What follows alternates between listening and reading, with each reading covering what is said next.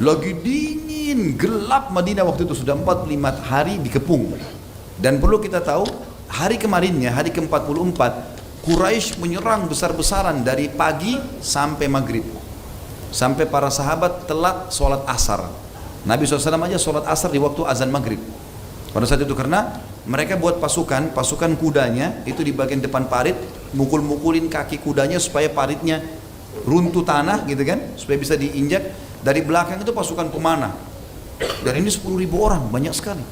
Maka para sahabat tersibukkan sampai Umar mengatakan, ya Rasulullah, sungguh orang-orang kafir ini sudah merepotkan kami. Saya tidak sholat asar kecuali baru saja ini, sebelum azan maghrib. Kata Nabi SAW, hai Umar, saya belum sholat. Baik. Maka Nabi SAW sholat berjamaah dengan sahabat yang belum sholat pada saat itu, gitu kan? Seperti itulah. Yang jelas Nabi SAW waktu itu sahabat di malam itu lagi gelap, dingin luar biasa. Dan memang Madinah sangat dingin. Kami pernah rasakan di musim dingin pada saat kuliah di sana, itu luar biasa dinginnya, bisa sampai 5-4 derajat, dingin sekali. Yang jelas teman-teman sekalian, kata Nabi SAW kepada para sahabat, kan gelap nih.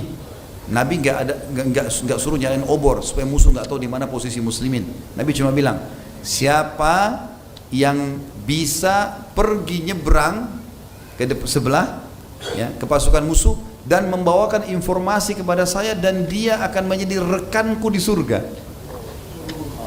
Bukan cuma masuk surga, jadi partnernya Nabi di surga. Saking dinginnya, gelapnya, takutnya orang-orang, kata Hudzaifah, tidak ada yang bicara. Nggak ada yang bicara satupun. Nabi ulangi lagi, siapa yang mendatangkan informasi dari pasukan musuh kepadaku, dia akan jadi rekanku di surga. Nggak ada yang nyaut. 3 kali nggak ada yang nyaut. Ada 2 riwayat. Riwayat pertama, Nabi SAW mengatakan, Hudzaifah berdirilah. Hudzaifah dipanggil. Riwayat kedua, Nabi SAW lalu berjalan di sekitar sahabat. Kata Hudzaifah, waktu itu saya kedinginan, tidak punya penutup badan kecuali selimut istri saya yang kecil. Saya bawa ke tempat parit yang bisa menutupi cuma sampai lutut. Betis saya sampai kaki ini dingin sekali, gitu kan? Tiba-tiba kaki Nabi SAW tersentuh di kaki saya.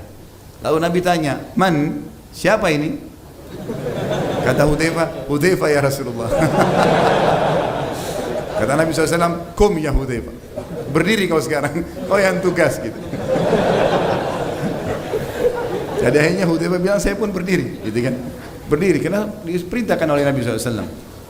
Maka kata Nabi SAW, pergi ke sana hai Hudzaifah, ambil informasi dari mereka, tapi jangan lakukan apapun kecuali itu saja. Ambil informasi, apakah mereka akan bubar, tidak bubar, itu saja, pulang ke sini.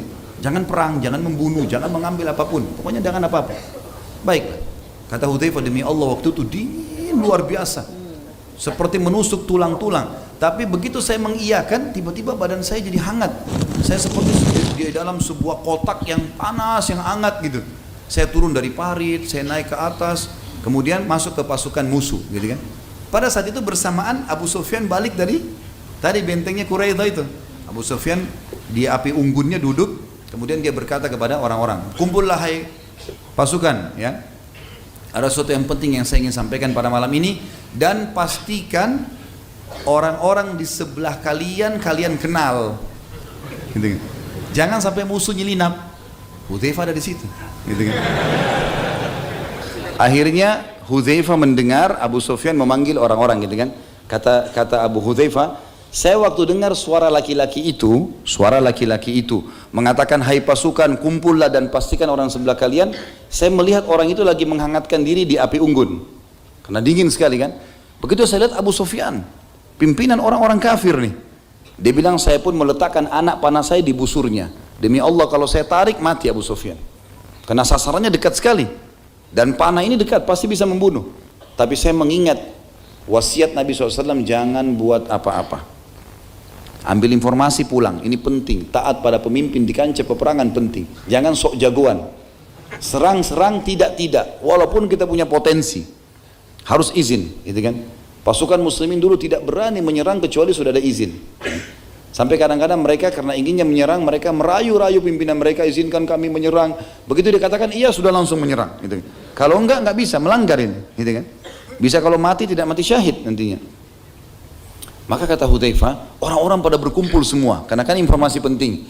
Tapi Abu Sufyan bilang apa tadi?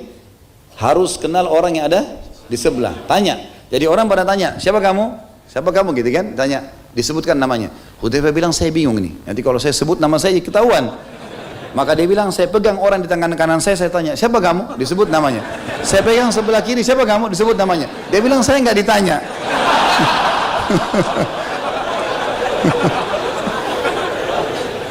Ini kecerdasan. Sampai dia bilang, saya nggak ditanya akhirnya. Setelah itu dia bilang, saya dengar Abu Sufyan bicara, ada berita penting, Quraisy telah berkhianat, dan hai manusia, malam ini angin. Pas waktu itu angin berhembus, kata Hudzaifah, keras sekali, sampai tidak ada kemah, tidak ada kendi-kendi air, panci-panci, semuanya Quraisy terbongkar semua, kuda-kuda pada lepas dari talinya, gitu kan. Kata Abu Sufyan, Quraisy sudah berkhianat dan kalian lihat angin ini begini kencang, tidak ada alasan untuk kita tinggal, maka saya perintahkan kalian pulang. Kata Hudzaifah, begitu dengar kata-kata pulang, ternyata memang kejenuhan di pasukan Quraisy, pasukan Ahzab sudah sangat besar. Mereka pun saling mengatakan, pulang, kita sudah dapat perintah. Maka mereka pun semua pulang pada malam itu. Kata Hudzaifah radhiyallahu anhu, saya pun pulang.